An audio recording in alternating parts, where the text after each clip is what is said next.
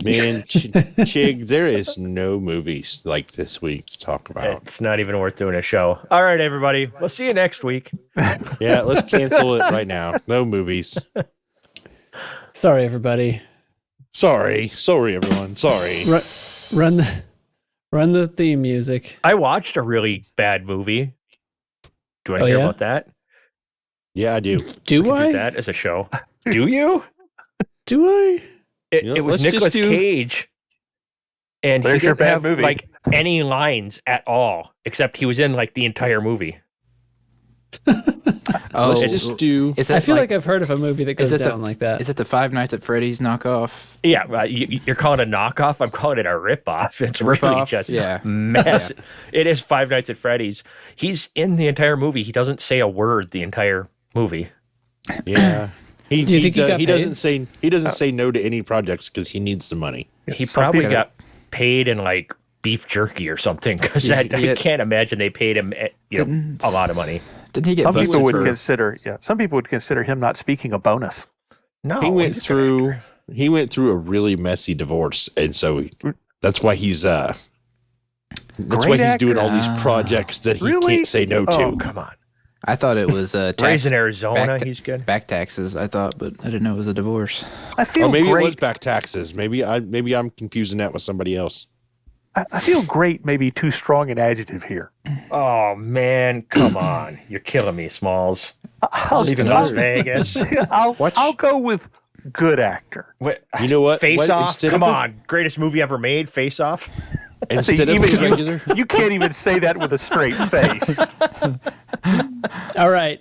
Well, now that we got the movie section out of the way right at the top of the show, it's time to run the theme music. This is the Loose Screws podcast.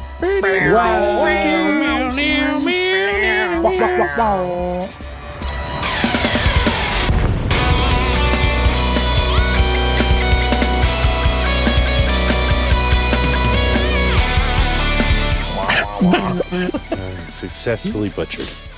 All right. Well, I'm Commander Jantrax, and joining me tonight is Commander Chig. You're supposed to say something. Something. See, what if he just doesn't talk the rest of the time? Does he still get paid? Oh my God. Maybe if I don't talk, you guys will pay me. Also here is Lieutenant Commander Data. Hello. Good evening. And Commander Nurgle. Good evening, everybody. And Commander Teflon.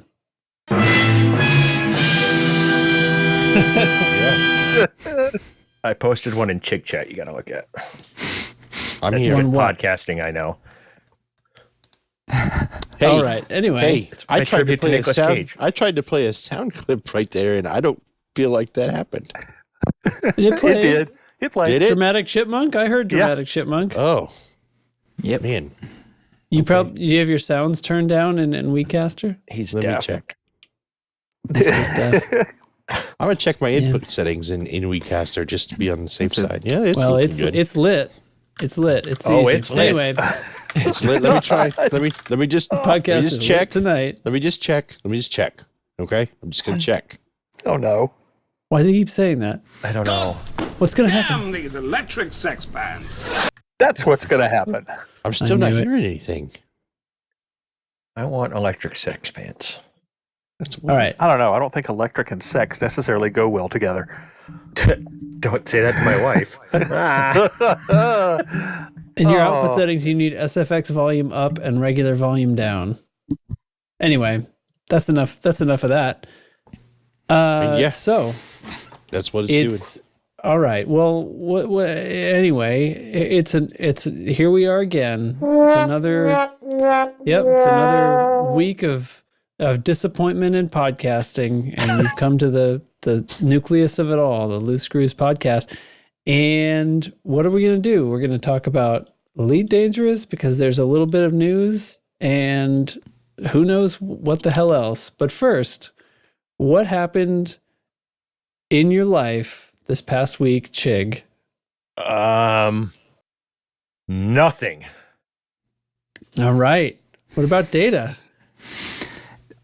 Drinking Aldi beer If you've never tried Aldi beer. the store brand beer from Aldi, they have all these fun knockoffs of all the popular brands. I imagine like the Aldi beer, they charge you like 25 cents for like the plastic 6-pack holder, and then when you return the 6-pack holder, you get your quarter back. Is that? Yeah. You take your empties back. Yeah. I don't think I've ever been in an Aldi. You're not missing How do much. you get that joke? We love Aldi around here. Aldi's great if you want the one thing they have. Yeah, they don't always have everything. That's true. The last Aldi I went to, they had a really, really, really good cheese section. Ooh, like really diverse. Their cheesecakes. Their cheesecakes are excellent. Back around Thanksgiving, they had butter on sale. You could get a pound of butter for like $2.49. Yeah, and when they put stuff on sale, they put it on sale. Pinch me.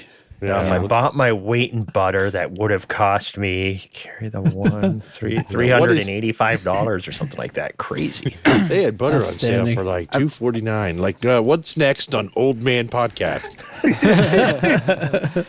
Do you not understand who's here? Do they sell socks? I remember when gas was $1.50. I changed the air filter in my car. All right. Ooh, I gotta do that. Yep, change your air filter, kids. You're supposed to do that once in a while. I've been watching a lot of movies. I've had a lot of time sitting in the chair, feeding the new baby. I watched a Nick Cage movie called Mandy, and it was good. Huh. I haven't heard of that one. Good Nick Cage movie. He's doing Willy's Wonderland anything and everything right now. It's weird. Ed, I've been playing still on Spider-Man. Having a lot of fun with that game. And Hollow Knight still. Same games as last time. Yeah, both good gamepad games. So that complies with my lifestyle.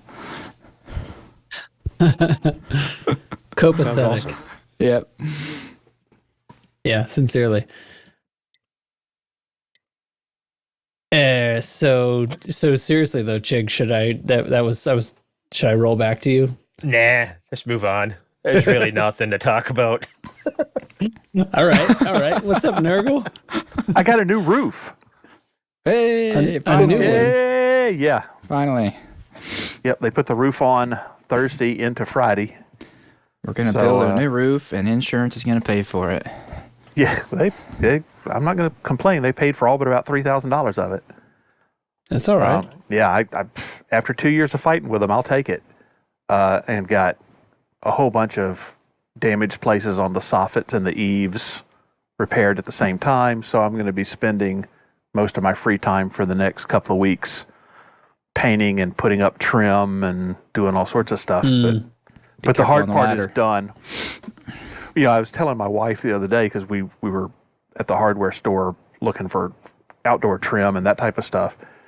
And, I told her that the last thing we do before we get out of here is we're going to go up to the front to the tool section, and we're going to get a battery-powered brad nailer.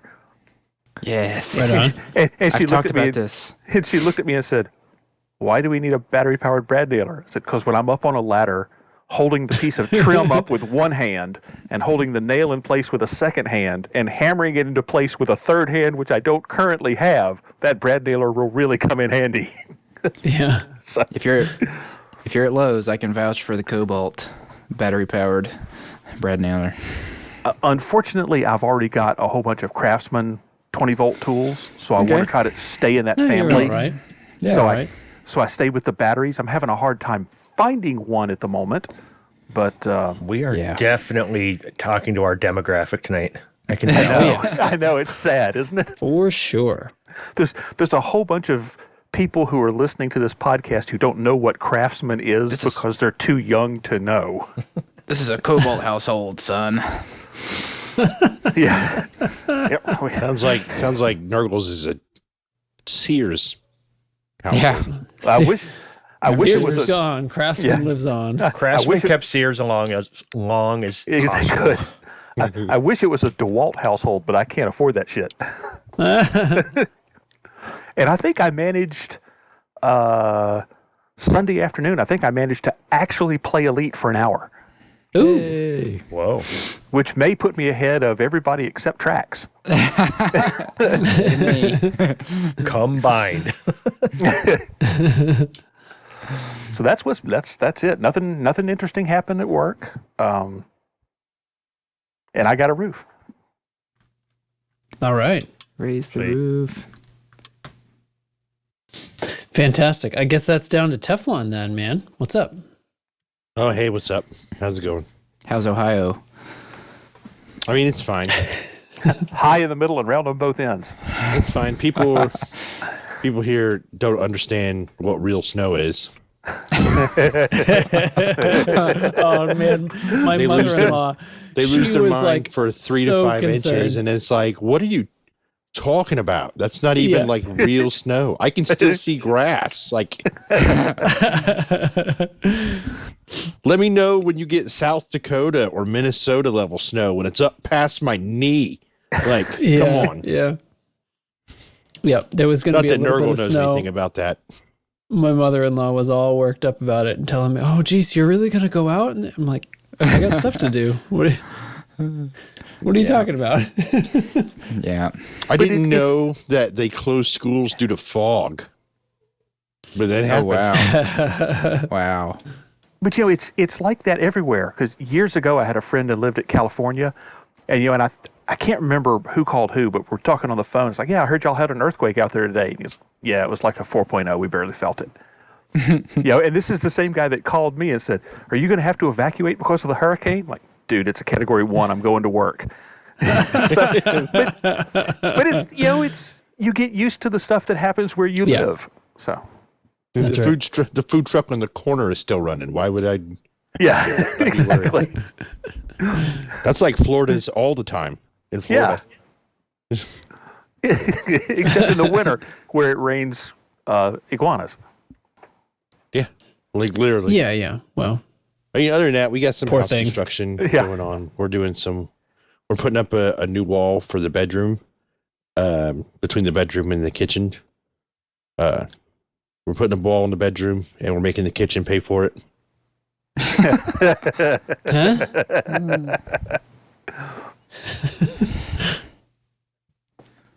Other than that, I've been doing some reading and some writing stuff, and I've been making TikToks and yelling about the Wizards of the Coast stuff because it's so bad, you guys. It's still so bad. Yeah. It's real bad. Is there an update since this was probably the best part of the podcast? So- Since it became Chig Chat last week, Jesus Christ. Oh man, like I wanted to post more since we did that whole thing in Chit Chat. I could go on a rant about this. But because so much more has happened, but I was like, I don't want to take over Chit Chat again. So when the next time I post something in the Discord, I'll probably just put it in other games. Listen, I can summarize. They put out a new press release and a new version of the gaming license, which had a whole bunch of, hey guys, look what we made better. Don't look at the corners where we doubled down on the really bad stuff. In their new statement, they put, instead of putting it from like the team, they're doing it from a person who's executive producer. So you'll try to identify more with one person who's a real person that has a name. Who's been the executive producer since, and I'm not making this up, November. Yeah. Uh-oh. But he wants to talk to us about how like D&D has done like wonders for him and his whole like life and his friend group. And it's like, look, man, I'm sure you're a nice guy, Kyle, but we don't want to talk to you. Like, taking this moment to convince people that D&D is cool, was that the angle? Like, I don't think that's the thing they're worried about. Yeah, exactly.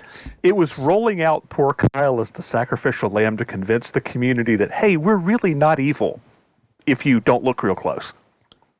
So the real, like, this guy on YouTube, his name is D&D Shorts is the name of his channel, right? Yeah. And he put out this really good video because he has sources inside Wizards of the Coast that work on like the design team and stuff like that. And there are plenty of people inside Wizards of the Coast who don't have executive pull, who are not happy about all this stuff too. Naturally. But And everybody only has nice things to say about like the design team and the design leaders and stuff like that. It's the executive levels. Like apparently they brought in.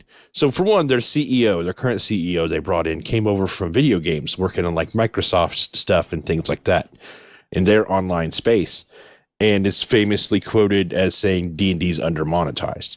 And that how they want to unlock the type of recurrent spending they see in video games. And the director of their online services is who's apparently calling all these shots. Came over from Sony Online Entertainment, and I don't know if I should say his name on a podcast, but his background is MMOs. Yeah, he is famously talked about how he's never played D&D, and he doesn't feel like he needs to understand D&D to know how things should move forward. So in a nutshell, what they're really banking on and what they're really trying to get away with is this new. They've put millions and millions of dollars into this new virtual tabletop they're developing. It's not even about D&D Beyond anymore. This is going to be outside of D&D Beyond. They're developing this like 3D space of virtual tabletop, and they really don't want other virtual tabletops to do like spell animations and things like that on their virtual tabletop. And it's like, I don't think they understand the game they're developing for, because nobody plays D&D for graphics. Yeah. Nobody and it should be pointed out, they're building their virtual tabletop on the Unreal Engine. Yeah. So what do you think they're looking for? Yeah, it's almost like, are you developing a video game like Wizards of the Coast? Like, because that's what this feels like, a video game. And if we wanted to play video games, we would play video games. Those are out there. Yeah, those are there. They exist. Yeah, there are Dungeons and Dragons ones. Have you not heard of them? You had two MMOs. Not to mention you have a big one coming out this year that I already paid for. Otherwise, I wouldn't buy it because it's not too late to cancel that transaction. Just ask Trax. Yeah. So they're developing this virtual tabletop, and like that's the market they're really trying to corner. They're like, the future of D&D is in online, which granted, my group plays online. And we use a virtual tabletop called Roll20. And I'm going to transition over, or my plan is to transition over to Foundry and move everything over there. But like, they're putting so many millions of dollars in this virtual tabletop and all these animations and things that I really feel like this is not. I really feel like this is going to work out real bad for them. Yeah, could be. This ends poorly for them. I agree. Yeah. All right. Well, you take over. I think you covered it fairly well. They're trying to. They've got this idea in their head that they're going to transition basically to some version of tabletop MMO thing, and they want to completely corner the market. They basically but they want to do that with legalese instead of with products that are great, so that nobody will go anywhere else. And it's what they've done is, instead of cornering the market with better products, they've dropped a legal bomb to just attempt to eliminate anything that resembles competition. But they should have learned from this before, because TSR, when Gary Gygax and Crue still owned it, this is what led to the downfall of TSR. They tried to squeeze every drop of money out of a weak product, and that allowed Wizards of the Coast to step in and buy them when they came apart. And then Wizards of the Coast tried to do the same thing with version 4.0, where they tried to change the license and do a bunch of other stuff, and which is why we have Pathfinder and Piezo today. And they're repeating their own history for a third time. They're setting fire to the community in the name of trying to squeeze profits out, and it's going to create the next Paizo or something else, and it's just going to drive people away. I mean, Paizo has said they're ready to fight this in court if they try to do away with the 1.0 alpha license that gave them the freedom to use. Because that's one thing you can't copyright, is you can't copyright game mechanics.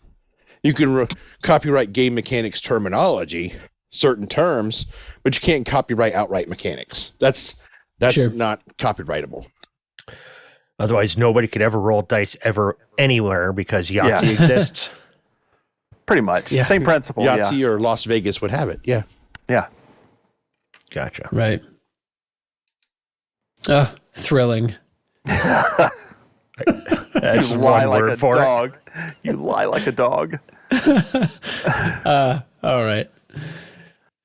Well, I did actually play Elite this week. Kind of a lot more than usual, but experimented with doing some things. The thing that I'm still running into is that conflict zones, AX conflict zones, seem to be only producing Cyclops interceptors, even when they work right, or quote unquote work right. So the thing we tried to do on, gosh, I guess it was it when I streamed? I don't even remember what days. I played on a few different nights. No, the streaming night, weren't we trying to kill orifices? Oh, that's right. Yes, see. Now you got me back on track. So on Tuesday, And that night was we a went disaster. hunting Orthrus, which is I don't know. I don't think it was that much of a disaster. I think that's the current state of Orthrus hunting right now, which is to say Disaster. we found I guess a total of 6 in about 3 hours. I think we played for about 5? 3 hours. 5? Was it 6? Maybe it Well, was 6. We killed 5. One of them got away, right? Didn't you Yeah, find one one got that got away away? from me. Yeah. Yeah. So it almost seemed like they were coming pretty steadily. Like, it's not like you can always find like 3 in every system or anything, but like we could find one after looking for a few minutes for the first hour or so. And then once we'd killed 2 or 3 of them, it seemed to dry up and we started bouncing around to different systems. And then after a while, it sort of came back, and then we ended up getting another one by the end of the night. So I don't know, maybe there's sort of a timer on it. Maybe there's a rate to how fast these things pop out. But anyway, yeah, we did some Orthrus hunting. I don't know. with For some me, success. that was my first opportunity to really get out and try to kill those things. And I don't know. You're in Super Cruise for 15 to 30,000 light seconds, and then you they tend to be far out. blow something up with no risk of dying, and then you try to find another one. It's just, I don't know. Right. Exhilarating gameplay loop. Yeah, definitely. The thrill of them like calling in backup and stuff, they just call like, I don't know, by the time we get them dead, there's like 10 scouts in there. It's not a threat. Yeah. So you're right. I don't know what to tell you. It's What if they called definitely it not. like 3 hydras? Yeah, well, I feel like they ought to be calling in something dangerous. That's what I expected when they said they would call for help, because the scouts are not. I mean, you'd have to be. For anybody, I know it was described as sort of as sort of like somebody who hasn't fought interceptors to get into AX combat. Mm-hmm. But it isn't AX combat because they aren't really fighting back. It's seeing an interceptor and seeing one blow up, which has the same model on the radar as a Cyclops or a Basilisk, which I found incredibly disappointing. It's different colored and it has a couple of different properties and a couple of extra defenses, but the fact that it doesn't call anything big, they could call a Medusa like right near the end and make it so you actually had to like finish the kill and make waves. All you'd have to do to fix them, really, is make them a little tougher to kill, but don't have them run away and call in help and then have like a huge payday for killing one. But you have to avoid the help that's called in and, try to kill them. Right now, it calls in a bunch of scouts as it runs away, and then it's like, oh, scouts to kill. It's just, if it goes away. Nobody who can kill the Orthrus is concerned about the scouts. Put some sort of randomizer on the thing they call in for help. Like, maybe there's maybe it's a 50% chance you get scouts, but maybe there's like another 25% chance you get a Cyclops, and then like a 20% chance you get a Basilisk, and then like. But I don't think any of that matters. Medusa. The fact that the thing runs away, or it's already like a dead box of by the time whatever it calls in gets there, you've already either killed it or it's run away. So then you would have to be timing, run away. Yeah. There would have to be better timing on it then. Yeah, definitely. Yeah. So whatever. I mean, that's the thing. It's 150 million credit night. And I haven't. We moved. I don't know. A couple of chevrons on that system, on that alert system, moved. I don't know. Yeah. On was it a Tuesday or a Wednesday night? So the next day Tuesday, it reset anyway. So it doesn't matter. I don't. Yeah, we were a couple of days from the end of it. So yeah, it doesn't matter. So, but then on Wednesday we did a different thing, or actually I can't remember if it was Thursday or Friday. I don't know what fucking day. Anyway, some other time, we did. Some people were on. And I said I'm going to do combat. I'm tired of these conflict zones because all I see is Cyclops. I did a whole conflict zone. Oh, hey, look at that. I was just at 9% heat and I got interdicted by a Thargoid. So we have evidence against it happens. So evidence against Science! This spamming its scouts spamming the heat sinks in order to make it through Super Cruise. Okay, anyway, that's the first time, I think sincerely, the first time that I've had my heat covered and still got interdicted. So I was sort of thinking that it was all scouts, though, you said? It was scouts, yeah. Well, maybe that's why, because scouts don't really care about heat at all. I mean, when you think about it. Yeah, maybe. I don't know, man. Okay, anyway, what was I saying? So, the conflict zones seem to be bugged right now. The only interceptors that show up are Cyclops. I've heard people say that they have seen a basilisk once in a while. I feel like it's been ages since I've seen one in a conflict zone, but the rate is wrong. It has to be a bug. So I was pretty sick of that. So I said, all right, we're going to make our own time. So I go to the invasion system, and Thargoids will come to you wherever you are. It seemed to me that the only safe space actually was the station. There's one of them that isn't attacked yet. And at that station, I waited around for quite a while and nothing popped in. But anywhere else, you could get interdicted while you're flying around. You could drop in. Oh, here it comes again. Boy, the heat sinks definitely do slow down the rate that you get interdicted. Anyway, so anywhere you go into normal space, Thargoids will drop into you. And it's those scouts again. We had excellent luck as far as getting different things. In fact, I just went to a Hazres site first. So we can even use existing POIs if you need to get more than a wing's worth of people in there. So, I went to a res site, or we could just drop into space anywhere. And the first thing that came in was a Medusa. I ended up seeing, I think, 3 or 4 Medusa all night, 2 Hydra, and about I would say, guessing, an even mix of Basilisk and Cyclops. So I'd say that's the way to do it. Of course, by this time next week on Monday, we'll have a patch, and supposedly they'll be fixing some stuff. So who knows? Maybe things will have improved by then. Wait, we got a patch coming up? Yeah. More on that. Next update, or I suppose this is the interim update that we were promised. Oh. It's going to be on Monday. Oh, okay. Anyway, so that's what we did, and it was fun. We just can't use the actual conflict zones that we're intended to use. So who knows how much, who knows how much less influence that had on the progress of the war than if we'd been doing it in conflict zones, where we would only get Cyclops and fight a lot lower level enemies, but it's a conflict zone. Although those half the time don't even complete. So I don't know. So FDev. You can find a better conflict zone by avoiding the conflict zones and just popping out somewhere. Yep. So FDev.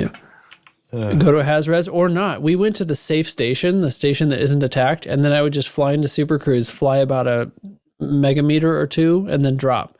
So I'm like in the drop zone of the station for the sake of repairs. And we just made a little instance there for a wing of us. So anyway, yeah. So that's the story. There's some squad news. We've got an exploration report from Grover Kiwi, some in-game news, some dev news. It's gonna be a podcast. What do you say? Yay! Yay! All right. Yay! And it's the time people for the all squad rejoiced. report. They did. Let's see. Which is the sound for the squad report? Is that one going to work for tonight? All right. Hey, it works for me. Squad report. All right. So we currently are at war in 23 Andromeda. That one just started today at 00. And we are at war again in HIP 4907. This time it is again for control. Someone has pushed Helsinian Knights back up into us. That started yesterday. We are ahead 1-0. Both of those we need to win. We are in expansion from 7 Andromeda. This was the expansion that we pushed because it was the least bad option. Because I guess we're close enough to the front lines that we're getting a lot of traffic in these systems and they're just going nuts. That's really all that's going on the faction front. There's a couple of systems where we're trying to actually build up influence. All of that is listed in the standing orders post that Blooming Wind is maintaining. As far as the Thargoid war goes, excuse me, for the Oya battle group, the targets, my turn to talk and I start coughing. The Oya battle group's targets are Jeng, Jeng, which is currently at 46%. Jenga. Not quite. Jenga. Benanekpeno, which is currently at 6%, and HIP 2422, which as of the time we started the show, completed tonight. Jeng, yeah. Well, it was like an 8.4 billion population system, and Alliance made it their primary for this week, so they had a whole bunch of people there. Jeng, we really need to try to focus down and get completed. It is a terrible system to try to fight in because it only has 2 small outposts, orbital outpost. It doesn't have a large, it doesn't have ground bases. But if we don't go ahead and get it taken care of now, next week all of the ports will be under attack, and then the week after that there will be no ports, and it will be Thargoid controlled. So it's never going to get easier than it is right now. And then, overall for Oya is stable at 49 controlled systems. There are currently, there were 4 under invasion when we started the night. One of them has been completed, so there's still 3 systems under invasion. There are 8 alerts, 4 of which are populated alerts, and there are 8 systems in recovery. So we've done pretty good at containing Oya. Overall, the Thargoids control 524 systems.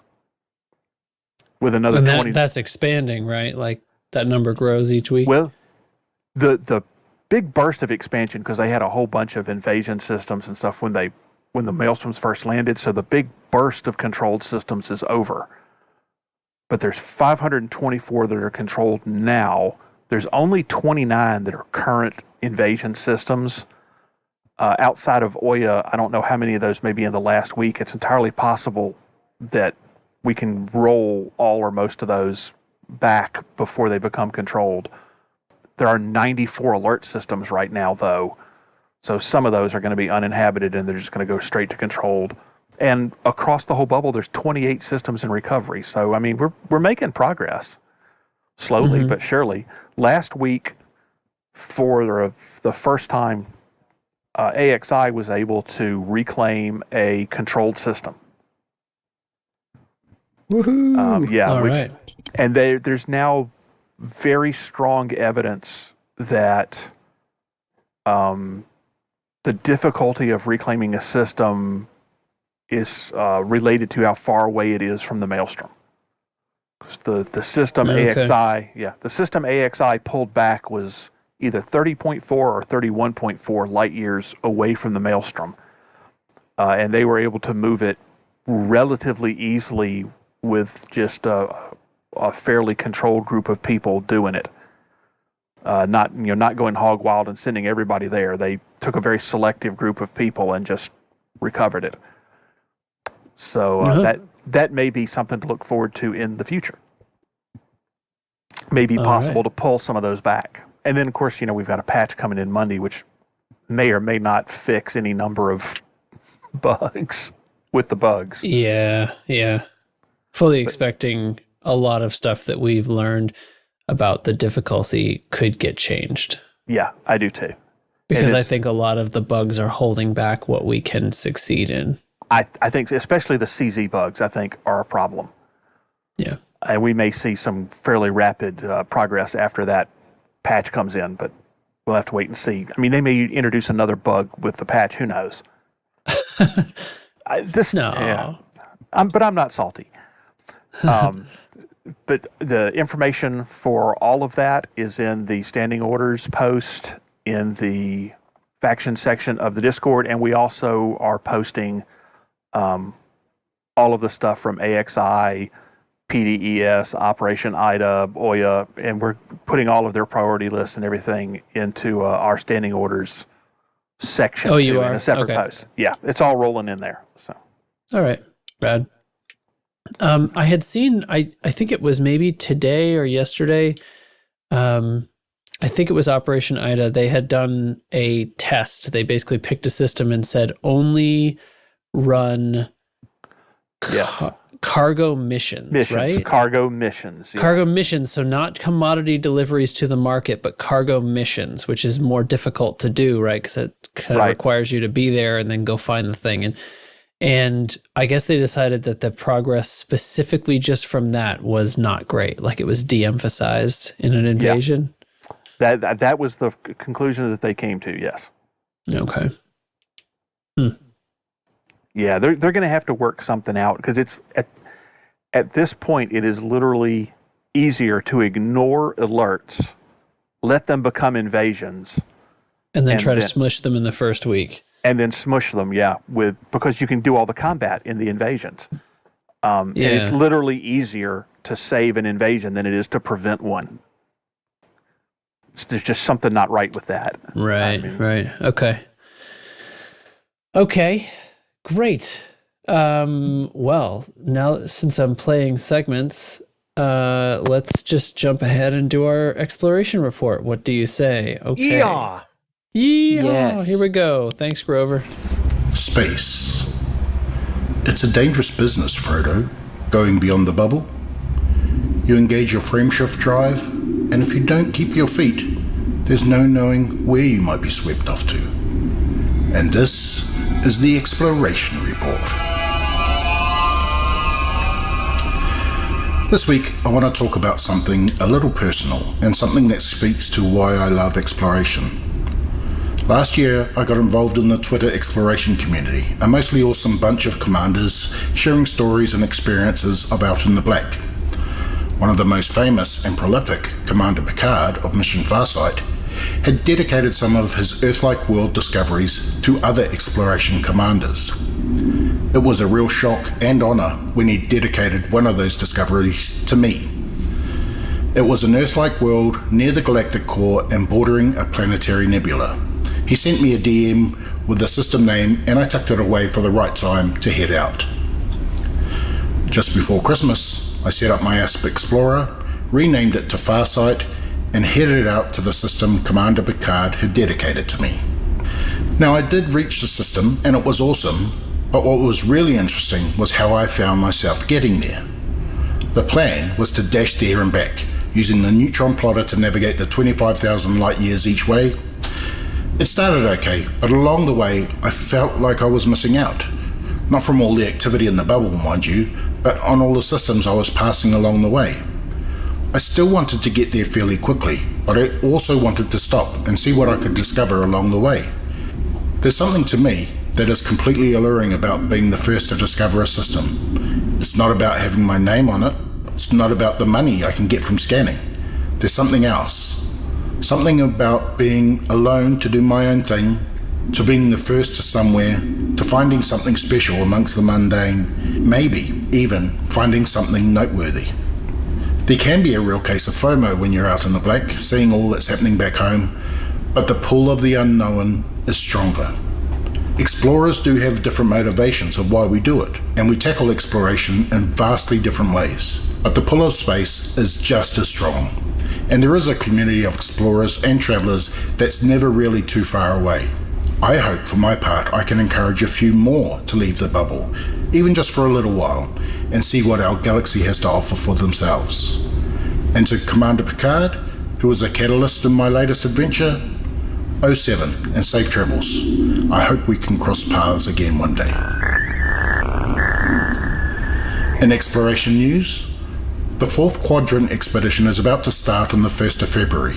Supported by the carrier Kalangos 2 and leaving from System 54 Ceti, the expedition will stop at a number of important lore and galactic points of interest.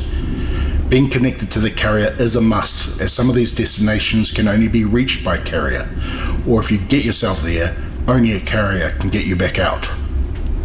Our own Jared Crue has plotted a course along the eastern edge of the galaxy as he travels from Sagittarius A back to the bubble. You can follow along with his posts on Inara and also follow the route he takes in EDSM. And finally, speculation runs rife over how Vista Genomics are still paying out such handsome rewards. Word on the street is that it has caused quite a run on the Gutamaya big ships as new billionaires try and flex in front of Season AX pilots saying, "I'm rich too, bitch." Links to the explorations mentioned can be found in the show notes. This is the Exploration Report, coming to you live from the future. Future. Help, Chig has my dog. Nice. Chig, you bastard. Wow. I don't know what I did. Grover, I'm sorry. I'm rich You too. know what you did. Bitch. All right, anyway, just jotting that one down. You took his dog, dude? I don't know what that's about. Sure, Why bud. is Chig Well, stealing in dogs? Chig's defense, it is in the future. Yeah, I mean, it is. I just So- haven't taken it yet, apparently. You just haven't done it Oh. yet? This is like that Minority Report stuff. Yes, I was going to say that. Oh, shit. That's Pre-crime. Yep. Well, anybody who knows Pre-dog-napping. who knows Chig, I mean, pre-crime. Tom Cruise is coming after you right now. What are you going to do? Until they come after him for his pre-crime.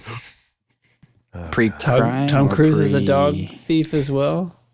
We're going back I'm to the year lost. 2000. It's like, so you, hold Again, on, anybody who everybody. knows Chig. 1,000. Speaking of dog crimes, have you ever heard What year from did that movie come out? Anyone heard from Michael Vick lately? Nope. I don't think I've ever actually heard from him personally. I'm going to go on past that and pretend that didn't happen. What year did Minority Report come out? That's a Philip K. Dick. 2002. We're going back to 2002. Getting the Wayback Machine. And by the All way, if anybody is a fan of Tom Cruise, don't look at his teeth. You will see the mono tooth, and then you will never be able to unsee it. You're welcome. All right, so we got some in-game news. There's a CG. Is it still going on? Is the CG still going on, everybody? I have no idea. Wow, nobody knows. Okay, so there's a new CG popped up because Azimuth was all like, hey, remember us? We're the evil ones. Yeah, so we're going to do something awesome that you all want because everybody keeps saying, oh man, the limitations on AX weapons, that's not to make the gameplay challenging and interesting. That's artificial and dumb and we should get rid of it. And so Azimuth to the rescue. Azimuth did a thing and they're not evil, so it must be the right thing to do. So anyway, they're making this module. And that was a fun little rant I did. Oh, man. The delivery job. CG is done. The delivery okay, so there was a delivery and combat aspect to it. One of them's complete already. You can still do combat for Azimuth. Good on you. Protect Azimuth Biotech. Yep. Be that guy. That doesn't sound like a good idea. So they announced this all and said also that called Tanner a war criminal and said they were really mad about Tanner getting pardoned. It's like, oh God, so stupid. Anyway, so but the point of it is you're going to have optional size 3 and 5 modules, which will grant either 1 or 2 additional AX weapons being fitted to your ship. So no more whining, noobs. I wish it was additional AX weapons. They were just strapping them to the outside of your ship. Like you could still have all your hard points, but then you get the AX multi-cannons strapped to your ship. Now I'd be interested. I do like the normal chieftain build and then just have 2 size 3 multi-cannons on each of those little thruster struts. Just hanging off the side there, just doing their own thing while I do my thing. Oh, fuck that. On the chieftain, mount them right in front of my canopy so it quits blowing out. That's where I want them. They double his armor. Yeah. You don't lose canopies in chieftain, Chig. You build your ships correctly. Don't lie to me. Hey, now don't assume I do anything correctly ever. All right, here's a bit, because this is going to come back around later, but people like when we do deep dives on game mechanics. So here's a little snippet for you. Every ship in the game has the same canopy integrity.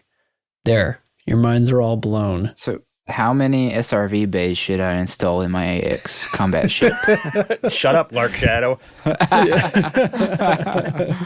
Oh, savage. No, Lark Shadow posted another ship this week.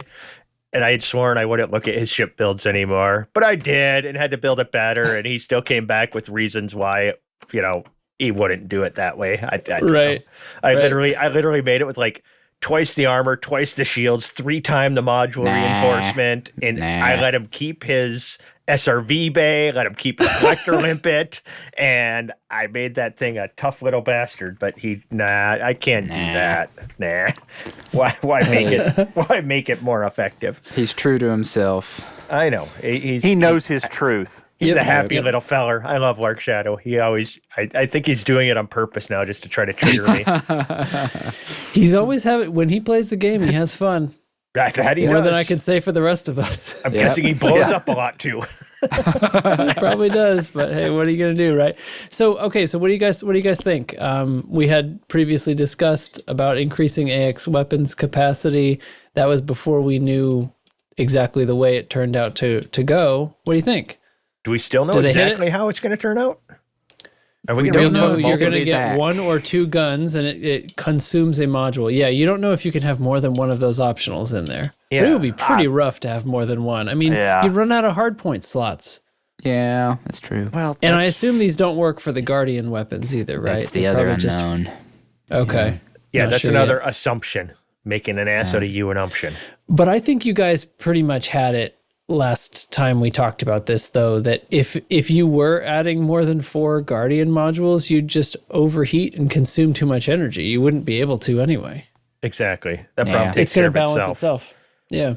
So, no problems. Yeah, but having more weapons would be, in a way, would be okay, because then I just wouldn't shoot those guns and I wouldn't have to synth more ammo. I'd just shoot one gun, some guns till they're empty, and then shoot the other ones after. Yeah, you could do that. I know how it would be end, but I still want to see the T10 all-gauze cannon on one trigger. I want to see it. Instantly to 500% heat. Instant supernova. It almost does that if you're all pack hounds and you have 0 pips and weapons and you fire them. You get hot fast. Yeah. Well, I mean, really, this, because it's an optional module that it takes up, you'll be able to do these in Pythons and that level of ship. And then kind of the large ships and stuff. That's the only reason it's the only thing that it's really going to be viable for, right? Yeah. I think, yeah. And that's fine, I guess. It's not going to turn you into an intercept. It's not going to turn your Anaconda or your Corvette into an interceptor killer. It's to bump up your damage when you're running the multi-cannons.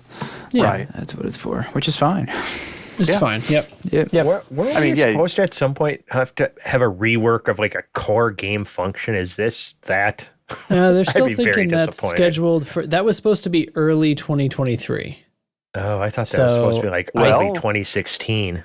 It is early 2023. So. I think we're thinking that update 15 would probably be that. That's the speculation I've heard. Somebody pull up the news roadmap. to that effect. Yeah. Say. Oh, God. Of course, they've already, in my opinion, they've deviated pretty significantly from the roadmap because one of those updates was supposed to be performance related, and none of that ever came to pass. That roadmap was literally written on a napkin, wasn't it? I mean, seriously, in wasn't pencil. Turn left at 7-Eleven. I don't know. That's kind of how I feel. All right. Well, so that CG is happening. We're going to be able to buy the modules from the rescue ships when that's done, right? I think so. Yeah. I think that's what they said. I'm not going to pull the website up right now. The size 3 module is supposed to be immediately available. The size 5 will be available, quote, later. How many unquote. more modules get released that go on the rescue ship only before the rescue ship becomes the outfitting ship? I'm just curious. Yeah, I know. Yeah. It's like everywhere. Huh. Yeah. All right. Dev news. Here we go. So the Frameshift Live, the return of the Frameshift live stream show was postponed because producer Adam got COVID. They're coming back. It's going to be this week. So Thursday, 4 days from now, it's back. Great. I assume they will be talking about the new update, the interim patch that we're going to get, because what is now called 14.2 is planned to deploy on Monday the 30th. It's a week from today as we record this. And what they've said about it in the Discovery Scanner is that it will include more actions to take against Thargoids will further contribute to the pushback bar. Improvements made to the UI, specifically giving commanders better guidance on how to impact the pushback bar. I read that verbatim. I copied it from the site. I mean, I guess I sort of get what they're talking about, but I don't really understand what those words in that order exactly mean. Pull-up bar? They very cryptically said they were going to try to not be as cryptic about how the mechanics work. Yeah, I think we're supposed to be getting more information about what actually causes the influence to change. And we've discovered that apparently they call the progress bar the pushback bar. Now, if it pushed back instead of simply resetting to 0 every Thursday, I wouldn't have nearly as much of a problem. Don't go anyway, Well, that's why it's a pull-up bar, because you pull up, and if you don't get all the way to the top, you go back to the bottom. You're all the way back down to the ground. So it should be a pull-up bar, not a pushback bar. That's fantastic. I'm just going to argue with them on everything these days. Fuck those guys. They also said that stability improvements to conflict zones alongside a number of additional generalized fixes will be delivered via finalized update notes in due course, which is a lot to say, but basically they're gonna tell more at the time. But basically, yeah, they're gonna try to fix the damn conflict zones. All right, fantastic. I'll believe it when I see it. Yep, do it. The general idea that conflict zones get stuck when there's more than one person in them, and sometimes progress, you have to start like jumping out to supercruise and back one at a time to figure out who it was stuck on and get the progress bar to start moving again, or the thing where only scouts come for like the entire conflict zone. These have been bugs for years. Yeah. So, and they claimed that they fixed them in a previous update. So, glad that the attention is on it now, and it shot right to the top of the issue tracker this time. But, AX pilots have been dealing with this for years, so I do hope it gets fixed. And I am a little cynical because they've, quote unquote, fixed it before, just like the flickering shadows that are still there. So anyway, so that's what's going on. They're going to, and I'm sure they'll tell us more about it on Thursday. Actually, I'm not sure. I'm sure they'll tell us. I'm sure they'll repeat the info we already have on Thursday, and then on Monday morning or whatever, right before deployment, we'll get a patch note. So, anyway, and it will say the same thing. Yep. I mean, I expect more detailed patch notes, right? Because the patch notes are typically quite a lot longer. I'm hoping for something like that, but I'm not expecting any more information before Monday, personally. Yeah. I'd like to go back through like all the old patch notes and see like if things have been said they were fixed in multiple patch notes and how many times. I feel like it's happened. Oh, yeah. The shadows specifically, the flickering shadows was claimed to be fixed on 2 separate updates, and it's still there. But I mean, and AX conflict zones at least once. The whole tiling thing, I'm surprised they don't just more often say, well, that one's too hard to fix, so we're not going to fix it. Remember when they came out and said that at that time? Yeah. It's like, it would take more effort than it's worth to fix this. It's not that bad. Move on with your lives, is what they said, essentially. Basically. Paraphrasing. So, I don't know. Yeah. All right. Any other comments on that stuff? How many shares of Frontier stock do we own now, guys? 0.1. Man, I forgot all about that. I didn't buy any. Do a quick share watch. You guys didn't buy any? I dumped all my savings into the stock. Guys, we said we don't have any savings. Yeah. Guys. I spent it all on this. Guys, we said we were doing this together. What? I got a family. Little date is his entire college fund. On one share. You hadn't been saving for long, in fairness. Wasn't the share like $6 or something the last time we looked? Yeah, well, like he was just born, so it couldn't have, couldn't have accrued much. God damn it! That's not the point. We're not talking about stonks again. Okay, I refuse. So anyway, discussion points, everybody. Time for discussion points. So, a while ago, the CMs called for feedback on the Thargoid War. It went up as a post on the forum, and eventually I didn't see it because it was on the forum. But eventually somebody told me about it, so I went in and told them. Did any of you notice / partake of this? No. I don't even know what you're talking about. No. Okay. All right. Well, for my part, I kept it very civil. No, I'm not like a jerk when I talk to people about this stuff. I'm only a jerk on this podcast. I felt like you couldn't get through that just on sort of feedback about, how's it going? What mechanics are working? What suggestions do you have? I feel like, unfortunately, it's too shrouded in bugs at this point. So it was like, get the conflict zones in order. The mission rewards, it was a big thing. The Thargoid combat mission, they're totally out of whack right now. They're just absolutely banana pants, and I can't figure out what they're thinking. Banana pants? Everything is, it's really consistent. So I can tell you like exactly what's going on with it. Every time you look at the mission board, there's going to be like 7 or 8 missions. Oh, here we go. There's 5 this time. I can even show it. Okay, so there's a few.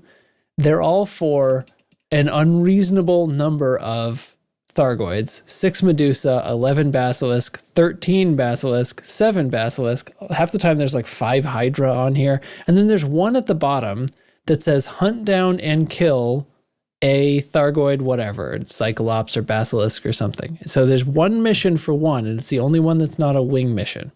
Okay? All of these are for just minuscule rewards. I mean, the money doesn't matter. We only care about the engineering mats anyway, but they're always for 1 unit of a grade 5 mat, which is so painfully stupid. Back in the day, the Thargoid invasion systems were, you could make missions that were 5 units, which is what all the other normal missions are when you're trucking stuff and things like that. So this is silly. This is stupid. But just the numbers of them, the smallest number I have here on this board that I'm looking at, 6 Medusa.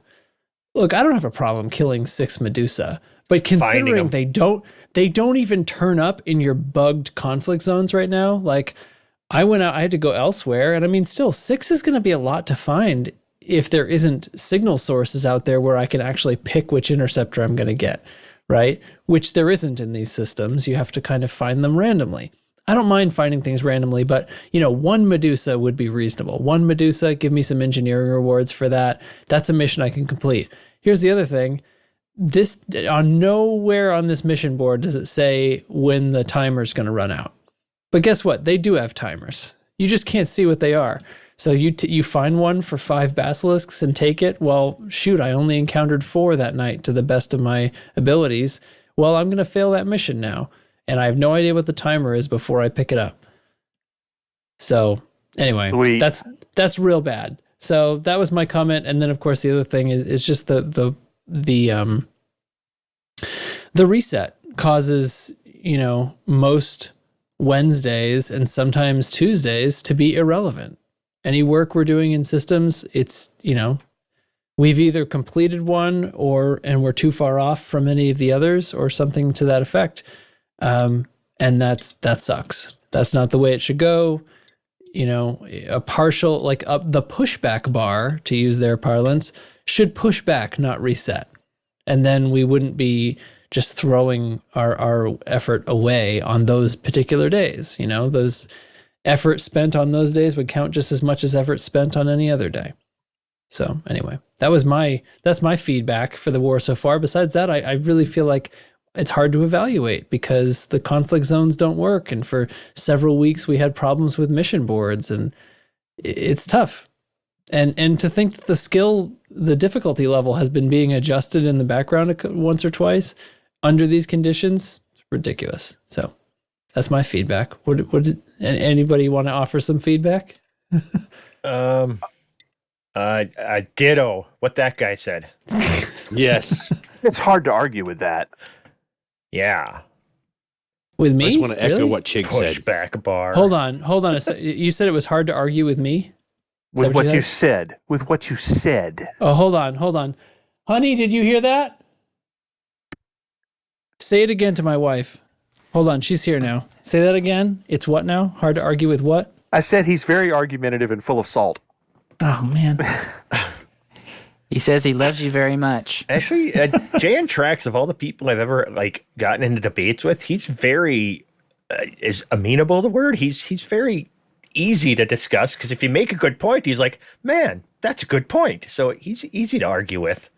He private messaged me and asked him to send him a picture of my boobs. I feel harassed.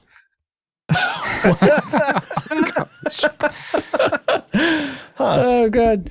All right. I heard he Hard stole left Grover turn. Kiwi's dog. Okay. Well, The answer is That's- no. We don't have any additional feedback. yeah, they don't have any additional feedback. Well, that's the feedback I sent. Of course, I was on page 14 by the time I even knew that that thread existed. So, Yeah. Hey Bruce, if you ever get my message, it's sincere, and I hope you actually read it and Well, care because here's the thing: the rest of the thread is a mix of actual feedback and then people saying things like, the Xeno scanner is too hard. It doesn't, you have to be too close. And so it's this is what's happened now.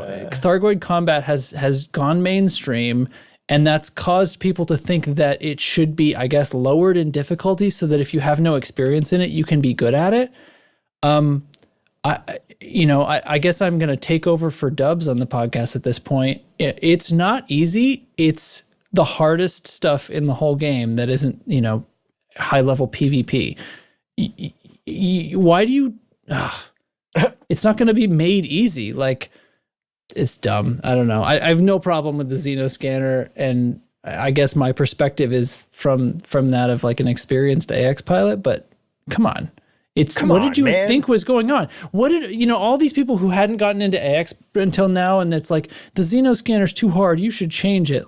So should the difficult part of this game be dumbed down? And we don't have enough AX guns. Why is there a limit of 4 to make it freaking interesting? Of course, I don't know. I'm a little salty about the whole the seemingly the public opinion of we should just dumb this all down.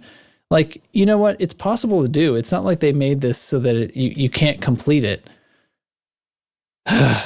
Anyway. I'm with you, man. I'm with you. But we need to rewind about 10 minutes and then redo the last 10 minutes because we got to say that you put on Loose Screws' opinions of the war and stuff, and you put it up there, from all of us. It wasn't pretty your much. opinion. We talked for hours about this, and that's what we came up with. Yeah. We came up with. So do you think I should put that on the forum? Do you think that'll make it carry more weight? Because I distinctly think that it won't. It will not. It will not. Yeah, and I don't want my name on it anyway. Never mind.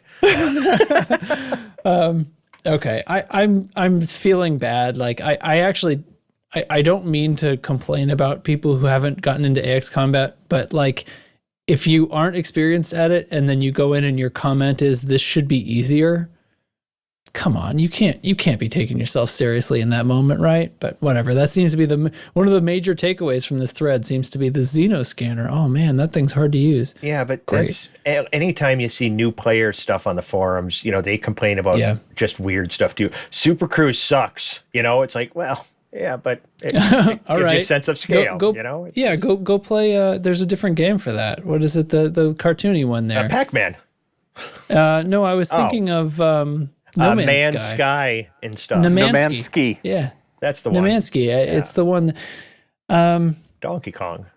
All right. Well, so that was supposed to be a discussion topic, and apparently it's just me ranting. All right, here's a discussion topic. That's the thing is we like lately we do everything we can not to get more salty than old men normally are, and it's been difficult. Yeah. Well, we have we do get suggestions from time to time, and I did write down that we should discuss a couple of these. So we have a show feedback channel in the Discord, and we do see everything you post in there. It's set so that other people who aren't cast members don't get to read the message history. So sometimes people get confused and think that their message didn't go through or something. No, we can see them. Anyway, so the topic was brought up about when we do these sort of deep dives about a particular aspect of the game. And that has come up a couple of times, and I always feel a little strange when we do them, like we've gone on too long and it's going to be like this boring thing. But we do. You guys see the same thing, right? We tend to kind of get the feedback that those are good. Okay, I accept that those are good, and I'm going to get over it. But then, so now my question is, how often should we do them? Because it's like, we did one about one particular topic. How long before there's enough people who haven't heard it, and we should do it again or something? So what do you think? And what do they want deep dives on? Yeah, right. Right. So I would love just some, if everybody in Discord wants to talk about that, like what we can do, I wouldn't at all mind having sort of a schedule of things to have discussions about, because that's much better. It's much better content than me ranting. Yeah, rather than us just complaining, actually teaching people stuff about the game, and then we can show how smart Trax is, because he knows the most about everything, so it comes in handy. But I like handy guy to have around. We get a lot of comments and compliments on those, as well as we haven't done a hardware show in a long time either. We should do one of those again sometime soon. Well, we were holding off on that because all the GPUs hadn't really come out yet, and now everything's come out. So, and the answer's the same: don't buy the new ones. Buy last year's models. Who would think that people enjoy it when we get geeky and talk about the mechanics of a nerd computer game we play, or when we talk about hardware? I mean, go figure. There's a bunch of topics we could get into one night. I mean, we could just talk about FA off one night and benefits of that versus that. We could talk about different flight gear, keyboard and mouse versus the different HOTA setups and stuff. We can go through all of that stuff. There's all kinds of things we could get into. We would need a keyboard and mouse rep, though. I don't think anybody here plays keyboard. No, you should write a keyboard and mouse rap is what we need. Go for it. Go for it. I don't like this. I dare you. Go for it. I like this. Yes. So the specific thing that was asked that we can totally fit into this episode was gun sights, trailing or leading. Huh? Depends on projectile velocity. It sure does. Yeah. And whether you're using missiles, because missiles, as far as I can tell, don't work at all with trailing. So the typical sight that everyone's used to is leading. And so that's the one that, no, I'm going to make this so that it's not just Justin talking the whole time. Jeng, what's the leading sight? Hold on. It's when it puts I don't even know, it's a reticle. like where, that ship is going to be when your projectile gets there. Let me take this over do it for better, him. yes. Yeah. Nurgle. So leading is showing you where you need to point for your guns to hit the target. Trailing is showing you where your guns are going to hit based on where you're facing right now. Did I get that right? Yeah. So why would you use one over the other? So typically it defaults to leading, and that does end up being the best for most guns in the game. And of course, this is only for projectiles anyway, right? Like anything that's hit scan, like a laser or a railgun, doesn't matter. And hit scan means it hits where you're pointing instantly. For people, there's no travel time to lead at all. Yeah, so like railguns and lasers are instant. I use the trailing gun sights when I am doing AX combat, when I'm using the modified shard cannons, or when I messed around with the AX multis a bit, because I don't want to mess around with the Xeno scanner. So I can't target the hearts. But I can just line up those trailing dots on the heart, and that covers it. Yeah, actually, I hadn't realized it till just now when you said it, but because the enhanced multi-cannons have such a high fire rate, they're 4,000 per second? Something like that, So that's, and the modified... the modified Guardian stuff, the Azimuth or Salvation guns, plasma and shard cannons fire at about 6,000 meters per second, which is so very fast. Yeah. So the struggle with using trailing, you basically, your reticle is going to slide around in front of you as your ship is turning or having any kind of sideways velocity compared to your target, I should say.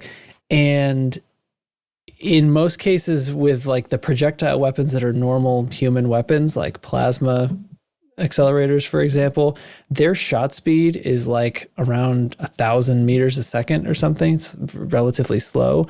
So most of the time at the velocities that you engage in combat, your reticle would be off your screen. It wouldn't even be visible. So it's unusable trailing for something like plasma.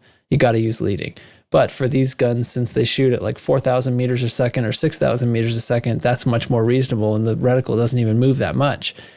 So you basically just point it at the ship, or in this case for Thargoids, at the part of the ship you want to hit. Yeah, I don't carry one of those scanners. I look at the glowy part, and I put my reticle there. That's how I know. Yeah. So that's awesome that they work for multi-cannons too. Mm-hmm. Magic. Does that make sense, everybody? Have we done it? I think we did it. So you can't get the benefits of the gimbaled multi-cannons, but if you're using the fixed ones, this works. Higher damage anyway. Yeah. Yeah, it's difficult. I get that it's difficult to use the Xeno scanner in an environment where the Thargoids are hostile from the beginning. It really is. I tried. It actually hadn't crossed my mind until right now, because I realized I just ranted about that for a while. But prior to this whole war situation, almost any time you encountered a Thargoid, they weren't instantly hostile. So you had a second to sort of scan them before you would shoot them to aggravate them. By a second, you meant like enough seconds to scan at ease. It's like 25 or something. Yeah. So, okay, I guess that makes a little difference. All right, whatever. They can change the damn Xeno scanner. Just make an enhanced one or something that we can buy from the rescue ships. Woohoo! You mean the outfitter ships? Yes, at the outfitter ships where where all the refugees go. So, yeah, anyway, that's it. So we should work up like what sort of topics do you guys want to hear about? Do you want to do somebody the other day had posted in Discord that they were just coming back into the game and wanted to get a refresher on Thargoid combat. I mean, that's kind of a big thing. I feel like something like that is kind of like a go down to the AX channel, look at the videos in the pins, because there's been even recently there's been a bunch of new like, so you're getting into AX combat sorts of videos, right? Go through those, and then maybe we should like gather some questions, or maybe we'll do that some night that's not on the podcast, right? We'll just have like, hey, it's AX school time. Bring your questions, but don't. I feel like there's so many videos that are great, sort of getting started. Here's what you need to know right now. That's the best thing. Like take 20 or 30 minutes for one of those, and then you will have questions from that, right? Well, what about possibly having, like, I mean, way back in the day, there's like a Commander of the Week thing. We could have like a Commander Questions of the Week where we have somebody who has a specific topic and they want to come on and they can ask us questions and we can answer them.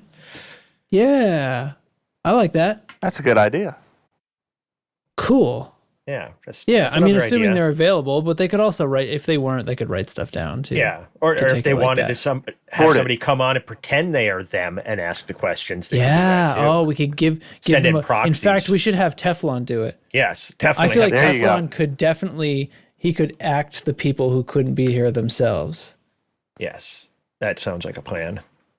Yeah. That's how my daughter talks, by the way. I know I said a weird sentence just then, but the 7-year-olds right now, they say I was acting a horse. Isn't that weird? Is that what they do? What? Anybody acting a horse is weird. I see what you did, Nurgle. What? Me? Anyways. I don't know, just ideas. We want some ideas like that, just so that it's not just us bitching and moaning every week. Let's get smart. Yeah, let's do that. Quality content. I promise I'll play the game. You do you. What's I'm out of segments. It's down to you guys. Well, what about Chick Chat real quick? That's what I'm saying. Oh, let's go through They're that. out of my hands. All right. Let's go through that whole thing. No, I'm not. The whole Break it D&D down. thing. No. Okay. Chick Chat this week was all about D&D, and then there was a whole salty section, which was D&D, and then somebody, Single Malt Scotty was whatever, 5 elite, Penta elite he is now. Good job, buddy. People posted dogs like McVet, yada yada. But there's only one thing I want to bring up on Chick Chat this week. Oh, I showed a picture. Did you guys see the picture of my daughter where she painted a Crate Phantom on her face for me? Yes. That was really cool. Yeah, so that was pretty cool. She does that once a year. She does that loose screws thing on her cheek, and this year she did the Phantom for it. Because like Saturday morning, I woke up, and this is a special shout out to Capcom, KAPKOM 7. He's a commander, not really active in the Discord that I remember or anything, and I received a private message from him. Last time I got a private message from him was a year ago. Me and him share the same birthday. And he was the only guy in Discord that knew when my birthday was. And he sent me a private happy birthday message. So Capcom 7, thanks, buddy. Hope your back feels better, because he said his back hurt. But I thought that was funny. I'm like, who the hell sent me a message? And I look and I'm like, what, a year ago? And it's like, oh, cool. We share a birthday. So I thought that was cool. So I wanted to give him a shout out for that, because he's the only one that really cares about me, I guess. But that's my daughter did the Phantom for my birthday. They brought me conies at work, and she had that makeup going on. So that was pretty cool. And then, of course, more pictures of Brick and Dubs' amazing dog. Then kick-ass stickers on the back of the pickup. I love body piercings by Glock. It's kind of funny. And something about a donut, some cheese stuff, some wizard stuff, some Lark Shadow flying plane stuff. And that's Chick Chat. That's all I got. All right. Yep. I'm 1 year closer to Nurgle. Catching up. Okay. Does that mean where's the cheese now? Yeah, give it to Jeff. So the cheese this week is feta cheese, which you haven't had feta. It's amazing. If you haven't had feta, you're fucking up. I say you're a liar. Feta actually occupies 70% stake in Greek cheese consumption. Like, it's protected by EU legislation. So only and I mean that because only cheeses manufactured in Macedonia, Thrace, Thessaly, central mainland Greece, the Peloponnese, Lesvos, and the Isle of Kefalonia can be called feta. Anything else is called white cheese. Any other kind of feta, and that's in the EU. Feta is the greasiest of all cheeses, you're saying? I suppose. So to create traditional feta, they use 30% goat's milk, and it's mixed with sheep's milk of animals grazing on pastures in the specific appellation of origin regions. So in the specific places of those that I mentioned.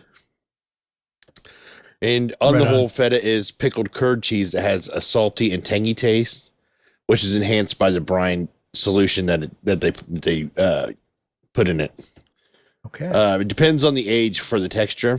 It can be extremely creamy or very crumbly, crumbly is what you normally will see. Yeah. Crumbly is what you want. That's the kind you want. And let me tell you put some feta cheese on anything on a Greek salad, on a sandwich, on a salad, on a pizza, on a goddamn wonderful. Pizza. Oh yeah, a chocolate bar, probably on pasta. Maybe not. Goddamn cracker. I don't know. You cracker. put it on a chocolate bar. I'll take a whack at it. I'd take a whack at that. Yeah, in a heartbeat. Oh, you can put it on bacon. You can put anything on bacon. Yeah, you can put bacon on bacon. You can. It's called bacon on bacon. Well, bacon wrapped bacon. You could put some feta on bacon too. Feta. Feta. Some feta wrapped. Make a feta bacon sandwich, but both sides, both buns are just bacon with feta in the middle. And there's feta in the middle. Yeah. I so love this. A bacon feta sandwich. Yep. Make it so. A BFS. In fact, you could have two varieties of bacon feta sandwich. The question is the bacon the middle part or is the bacon the bread? It's every part. If you put the bacon in the middle and the cheese on the outside, it gets all gooey and messy. That's okay. Yeah. So bacon won't be messy. I understand. Yeah. Okay. Exactly. Greasy bacon. I mean, I could wash my hands. It's fine. I can deal with grease that. a lot. All right. Grease lightning. You use your hands been to for Greece, that. by the way. Interesting. Now I want a bacon feta sandwich. Me and you both. Me too. All right, let's wrap this up so we can go make bacon feta sandwiches. I don't What's have next? feta. No movie anniversaries this week. Yeah, we already did that. Remember? We just talked about that pre-show. Yeah, they all we talked about that awesome Nicolas Cage movie I watched. Yeah, oh yeah, it was great. I'm having issues. Yeah. I'm having issues with my audio today, so I don't have the voice changer turned on. Oh, sorry about that. So I'm not going to do. So I'm not doing the robot voice at the end. Okay. Well, you can try. Let me clear That's all right. up. Trax cut a copy of it. I could Let me clear up what the truth. The thing that I put at the top of the show notes. That's because I copy the show notes into the podcast notes to go out with the episode. That's why I put those links at the top. It's not because I read them. I read them at the bottom. I'm rich, Damn. bitch. What?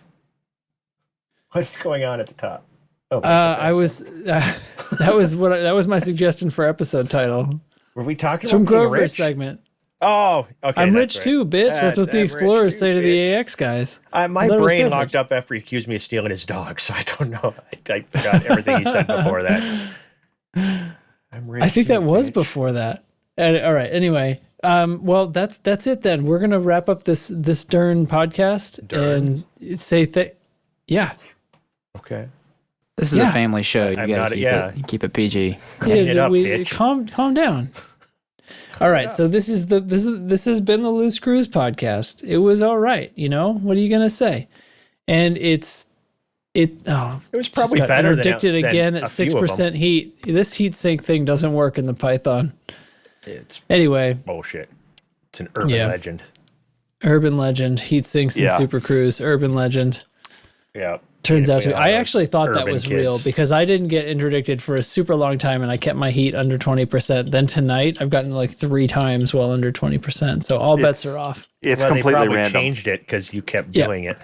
I think the heat sinks thing was a myth, and it was hard to prove a negative. So I wasn't sure I was doing it right, but I was like, anyway, whatever. We've proved it wrong here on the show. So thanks for listening, everybody. If you like the show, give us a rating. That's what else are you gonna do? Come on, give back. Wait, right? give us a good rating. Don't ask just for a rating. Ask for a good rating. All right, stars. give us a good rating. 5 stars only, please. Helps people find the show. You can join our Discord at Discord. Oh, for fuck's sake! That scared me. I jumped. Scared the shit out of me. I was not expecting it for some reason.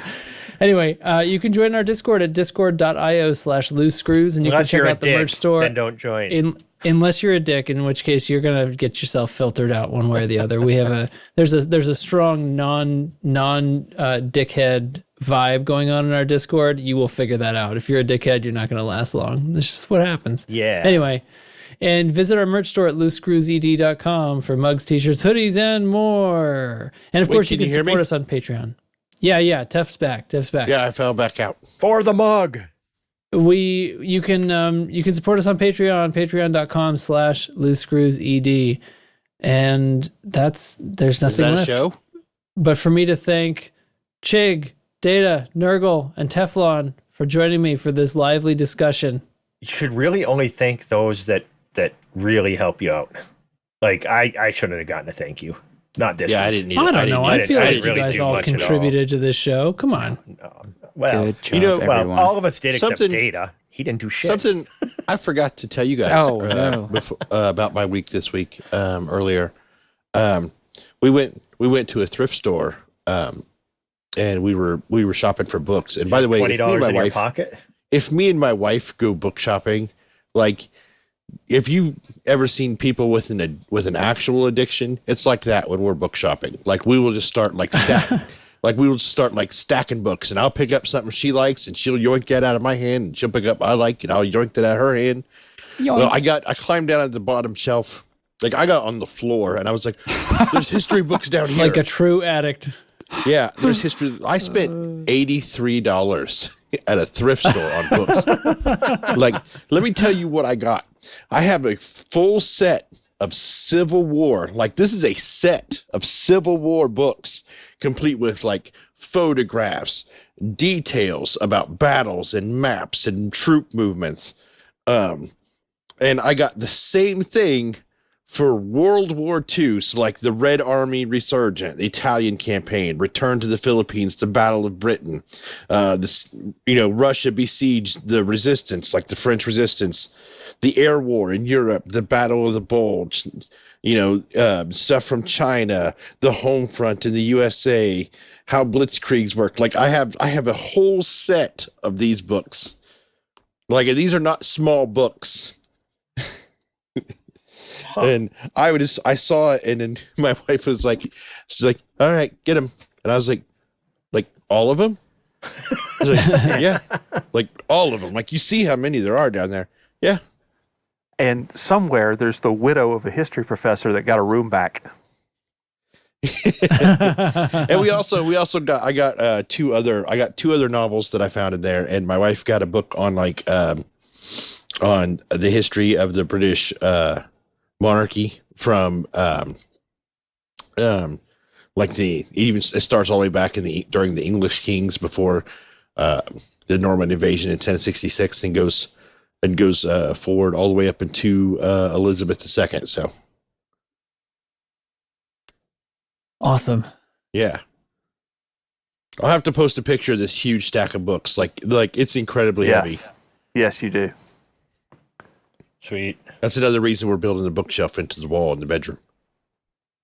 It's a good reason. All right. Well, is that a show then, guys? I think that's a show. All right. That's what we're calling it.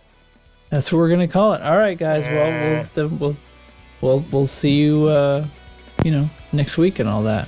We'll see you when we see you. Later. Bye. Bye. Good night. I'll miss you. Sweet dreams. Bye.